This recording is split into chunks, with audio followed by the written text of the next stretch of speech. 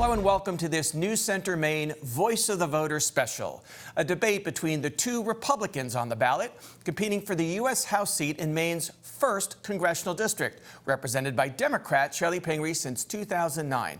They are in alphabetical order as they'll appear on the ballot: Joshua Petrowitz and Ron Russell. Mr. Petrowitz is 26, from New Gloucester, a former sales consultant, car salesman, in fact. He might talk about that. He ran unsuccessfully a few times for other offices, including for the state legislature in the Republican primary in 2024. Mr. Russell is 71, the same age as Pingree, for that matter. He's from Kennebunkport, a retired career U.S. Army officer and defense contractor. He was the 2024 Republican nominee for this seat. He lost to Shelley Pingree with 36% of the vote. Pingree got 59%. I'm Phil Hirschkorn, the host of Political Brew. I'll ask the candidates questions, and they will each get 1 minute to answer. We can all see in the studio here 60-second countdown clocks facing us. I will use my discretion in asking follow-ups and being judicious with the time without relying on the clock. So let's get right to the questions. First of all, I want to ask you both, and I guess we'll start with you, Joshua. Why is it important, perhaps with your help, for Republicans to retain their majority in the U.S. House of Representatives? Well, Phil, I think it's important if they actually do something with it. Currently, we're seeing a trifecta by the Republicans as far as they control the House, they control the Senate, they control the presidency, and they also currently control the courts. If they're not willing to do something in these 2 years that they have with this trifecta, I think we're going to see a grave missed opportunity. If they are going to act swiftly and in the best interest of the American people, then they're all for holding the House. But as we know, since the Civil War, it's only happened a handful of times, I believe it's 4 to be in fact, where the sitting party of the president has actually held the majority in the midterm. So it's very rare. By the way, Colonel, thank you again for joining us this evening. It's a pleasure. Good to see you, Josh. Mr. Russell, why is it important for Republicans to retain the House majority? I think it's important so we can get some legislation passed. I think what is most important is that we keep the Democrats from gaining control of any of those bodies, because I think they did a significant amount of harm in the last 4 years, and they've openly been admitting what their plan is for the future, and I don't see that as a good plan. I see that as disastrous for the United States of America. Well, let me follow up with both of you. First, Joshua, you talked about missed opportunities under this trifecta where the Republicans control everything, the White House, the Senate, and the House. Give me an example of something they haven't done that you would hope to help them do. I think a perfect example of that was with the Big Beautiful Bill, Phil. They had a 30,000-foot view as far as what the best interests of the American people were, and not a boots-on-the-ground perspective. I think a $25,000 no tax on tips credit and overtime was not exactly in the best interest of the American people in the long run. As far as hedging against inflation, $25,000 just didn't seem like enough to me. I think doubling that in the 50 bracket would make a lot more sense. And I think under-executing on your promises as far as no tax on tips and then being told it's just a tax credit, $25,000, I think we could have done a better job as a party. And I think more voices of discussion would have surfaced that answer from the bottom. I think that's Congress's job, and I hope that there's more Republicans willing to do so. Ron, any missed opportunities that Republicans have had so far that you would like to help them with? And also, you alluded to sort of a scary Democratic agenda if they were to regain the majority. Maybe you want to comment on both of those, please. Yeah, I think from a scary agenda perspective, they've talked about increasing the Supreme Court to 13 justices so that they will gain a majority of the justices on the court. I think that's disastrous. I think getting rid of the filibuster is also not a good idea. That's in the Senate, not the House. Exactly. Right. We're talking about that as Republicans here right now. That's right. I really am on the side of don't do anything with the filibuster, because I think we need to retain that body in its current form here. Okay. Let me ask you sort of a personal question. As I said in my introduction, the difference in your ages is significant. Joshua, you're only 1 year older than the U.S. constitutional requirement. Any younger, I'd be a criminal, Phil. You're right about that. Well, we want to impeach you before you get there, which is 25 for people who don't remember their civics class. And Ron, you're older, as I said, the same age as Shelley Pingree. So let me put it in the form of a question. With Ron. Pardon me? Plenty of experience with Ron. Well, he's probably going to say that in his answer. So well, let's I'll give start him credit with you. where credit's due. Life experience versus generational change, maybe? Ron, why don't you tackle that one? Yes, I think my life experience sets me up for success in Washington, D.C. 30 years in the United States Army and 15 years as a small business owner. So I've seen what it's like unit that I was in, we did tactical operations, but they had strategic impact. So that was always taken into account with everything that we did. And then as a small business owner, you're responsible for the livelihood, in my case, of 150 employees, signing the front of the check as opposed to the back of the check. That's a pretty important responsibility, and I relished it. We did business, we created business, developed business, so that we could keep those employees on the payroll, and that's a pretty important responsibility. Joshua? Well, I mean, I think of it this way. I voted for the Colonel twice before, once in the primary and once in the general. But I think we saw the results of that. You alluded to about 36.5 percentage points as far as what he was able to achieve in that presidential year. I think in the midterms, the Republicans have a real shot as far as in the state of Maine with everything going on in the climate, especially being that it's a gubernatorial year, that coinciding with the fact that typically after 2 terms of one-party rule, the Blaine House typically switches. We could really be doing our part as far as candidates in Southern Maine, as far as Republicans go, whether we win or lose. The difference is going to be quite substantial. But I think Ron has shown us, being down by about 95,000 votes, that his record of experience and maybe being a career military man, we saw that in 22 with Ed Thurlander and 2024 as well, might not be in the appetite of the 1st District voters. So it might be time for a fresh change. Well, as Republicans, you're trying to unseat the Democratic incumbent.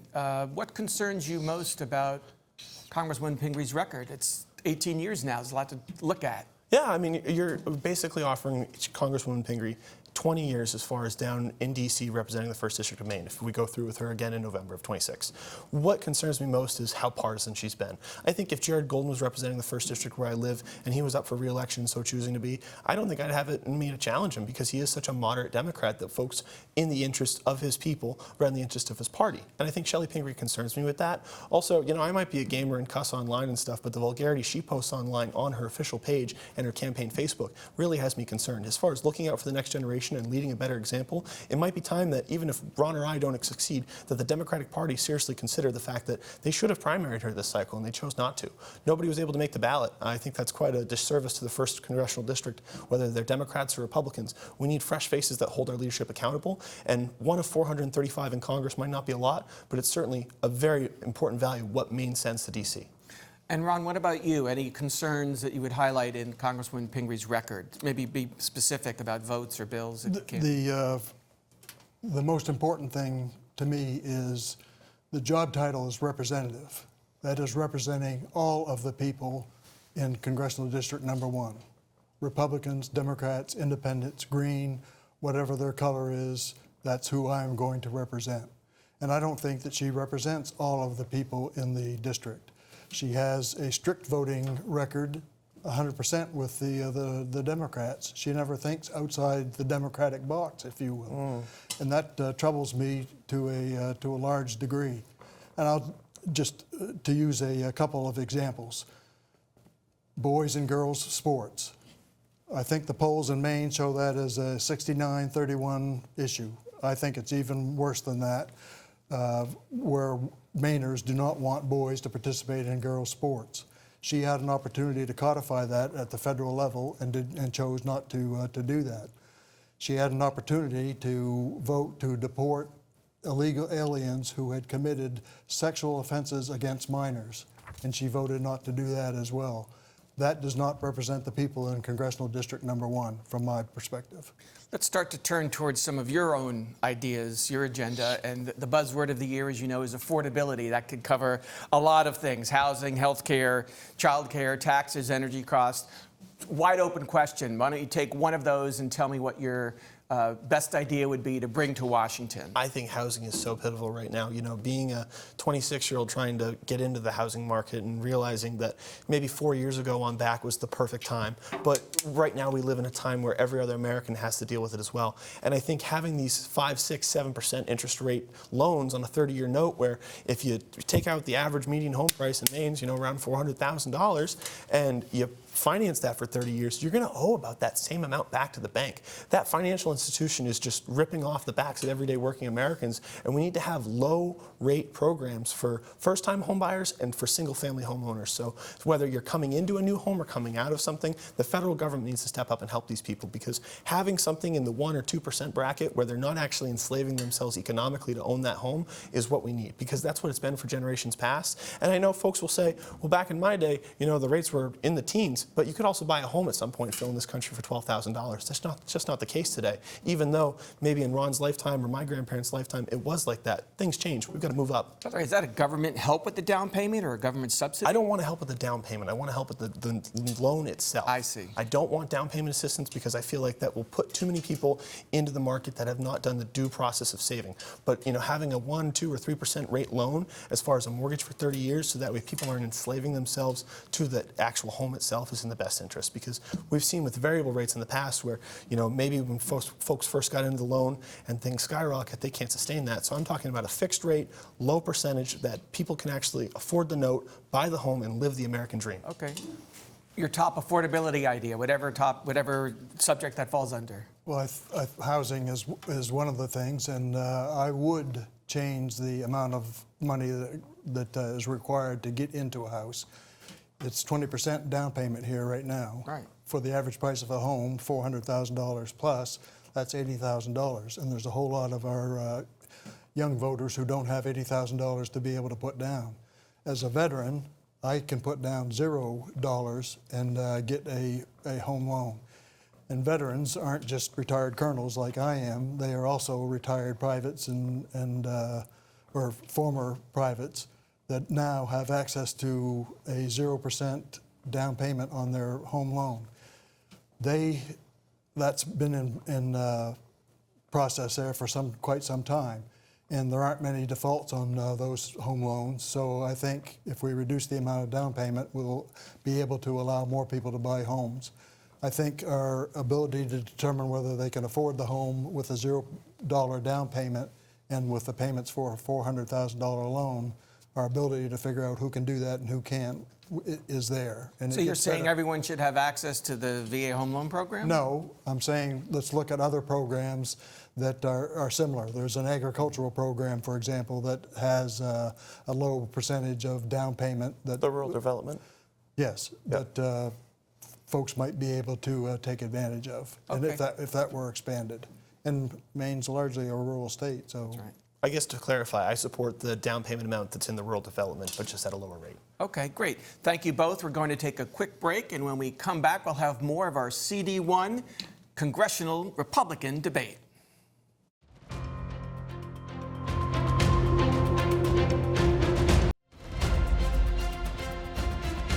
Welcome back to this News Center Maine Voice of the Voter special. Our two candidates are Josh Petrowitz and Ron Russell. We'll just continue on with our questions for about 10 more minutes before closing statements.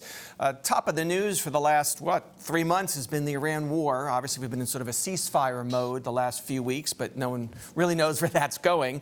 I wanted to ask you about the War Powers Resolution that the Senate just passed, and our Republican Senator Susan Collins voted for it. This was a resolution to sort of rein in the president, really to instruct him to pull troops back, right, toward an end to the hostilities. So my question is, and I guess, Joshua, we'll start with you. If you were in the House, would you vote for that resolution to end the war? And if you had been in the House earlier and the president had asked, would you have voted for an authorization in the first place to use military force? If there was credible evidence presented to the American people, just like me as a sitting member of Congress, that was fully disclosed, I think that's where I draw the line as far as voting to send any type of troops in harm's way, whether that's boots on the ground or anything else in between. I think you have to have that level of credible intelligence disseminated to everybody so we're all on the same page. At this time, I probably would vote with the senator as far as in regards to that goes. I do think this conflict has prolonged itself for quite some time. I do support an ongoing naval blockade as long as necessary, but I don't want to see this be Iraq 2.0 or Afghanistan 2.0. We don't need another quagmire in the next 20 years in the Middle East, and it certainly seems as though the American people have not the stomach for that. So I think we need to be honest representatives, and rather than look out for maybe our own interests as far as, seeking glory or anything like that, less conflict is going to be more winning as far as the American people are concerned. Ron, what about you? Would you have supported an authorization for the use of military force had President Trump asked for one? And where we are now, do you support, as the Senate has passed, this War Powers Resolution to pull us back?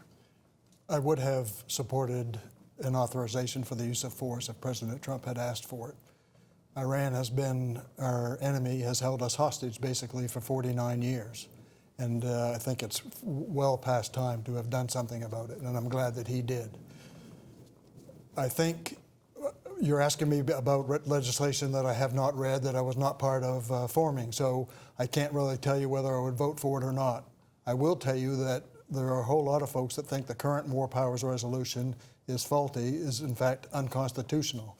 And so I certainly think we need to find something that meets the bill to make sure that the Congress decides or is involved in the decisions to send soldiers to war without hampering the president to be able to react to an immediate crisis.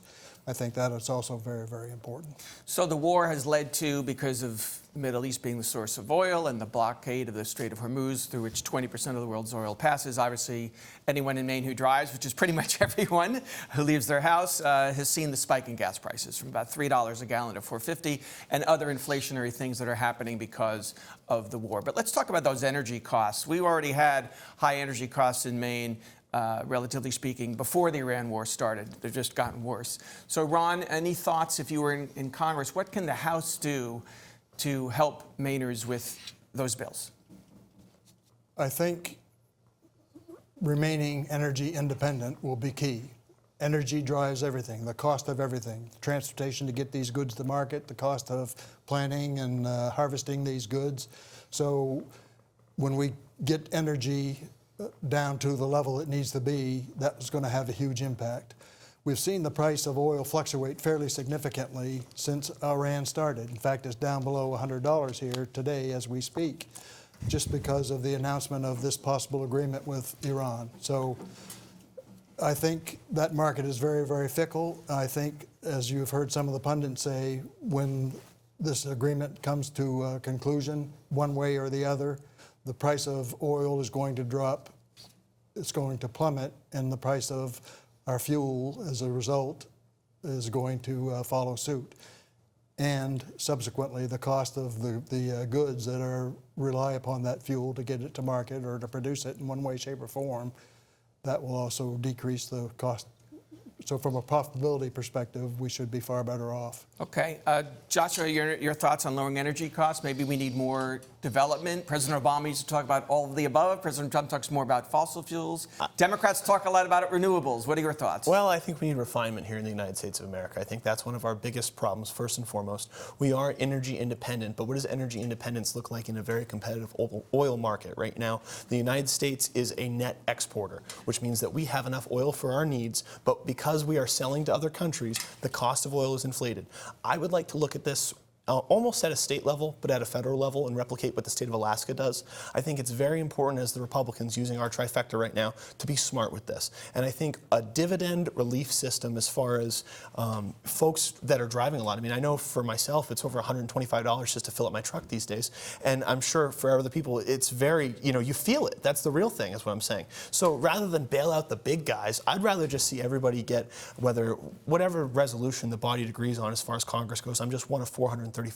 But at the end of the year, if there's $500 or $1,000 as far as a gas stimulus reimbursement for what this caused, as far as to everyday American people, whether it wasn't that they were driving a lot, but they felt it in other costs of goods, I'd support a remedy like that. So I think we need to be innovative as Republicans and forward-thinking, because this is a real problem for the American people. It will pass, but we have to be resolute in our ability to make things better.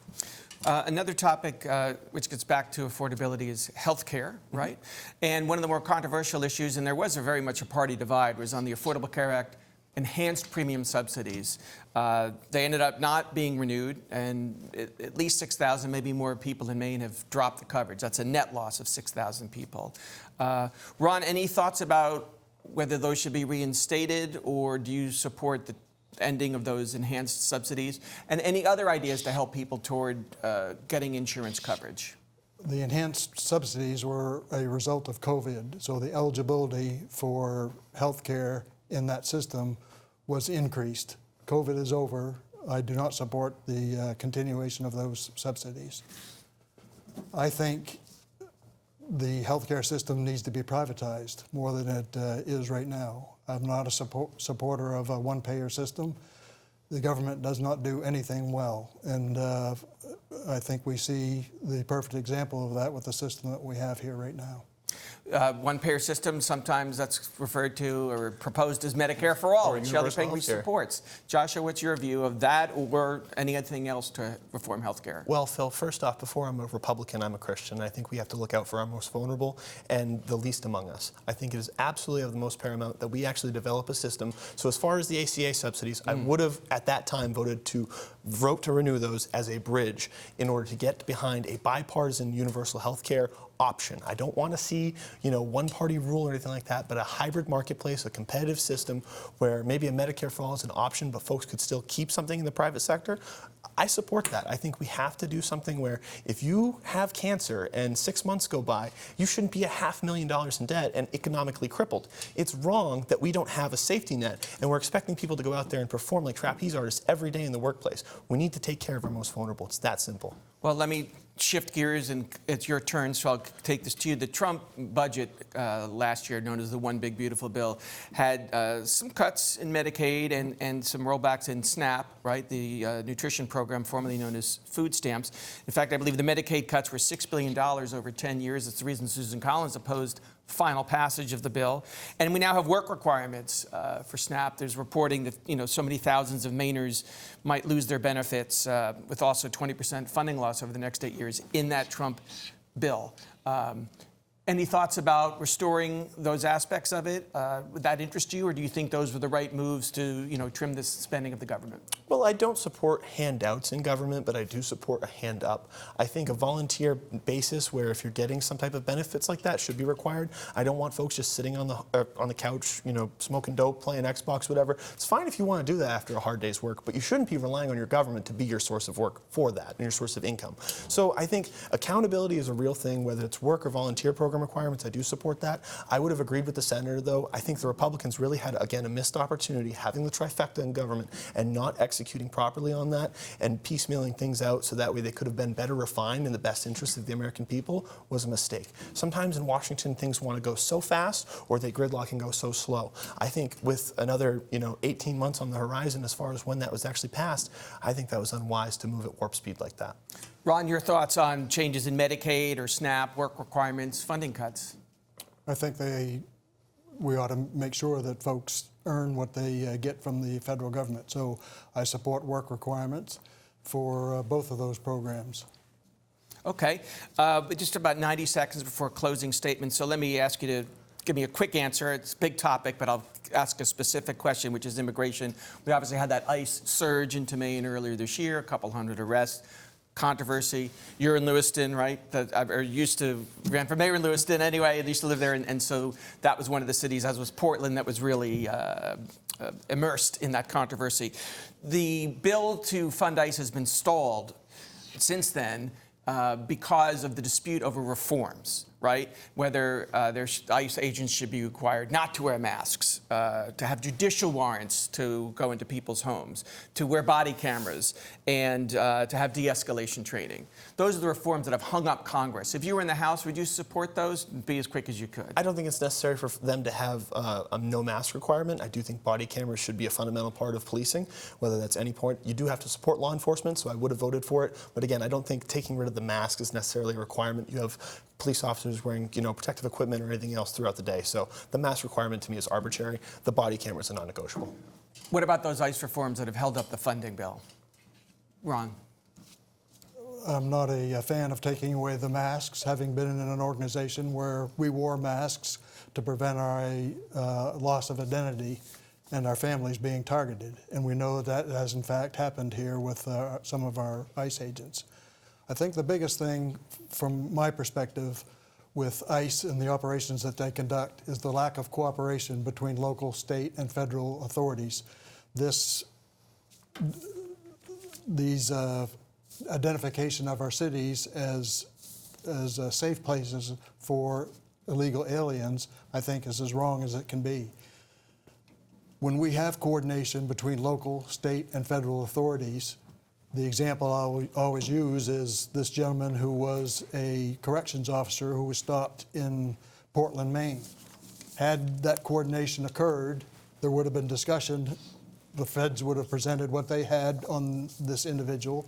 and the local and state authorities would have presented the due diligence that they had done, and they would have come to a conclusion as to whether or not this gentleman needed to be picked up or not. So that would have eliminated a whole lot of the problems if we increased that coordination. Okay, we just have a minute left in the show, which is less than we promised you. So why don't you each take 30 seconds with a quick closing statement, make your final pitch to the voters. Well, my fellow Americans, I think it's very pivotal that at a time like this in a midterm, we don't necessarily vote for the party, but we vote for the best individual up and down the ballot. I'd ask you to do so not just for myself, but for your entire conscience as you go to the polls in June and in November. I will ask for your vote on June 9th as a Republican or an independent, and I thank you for all for joining us. May God bless you, may God bless America, and Jesus Christ is Lord. Thank you. Ron? So we have some differences here, obviously, with on some of our issues, but they're really kind of small. But the differences in life experience is very, very significant. So the challenges that I have faced, the successes and the failures that I've had, and the lessons that I have learned have set me up for success.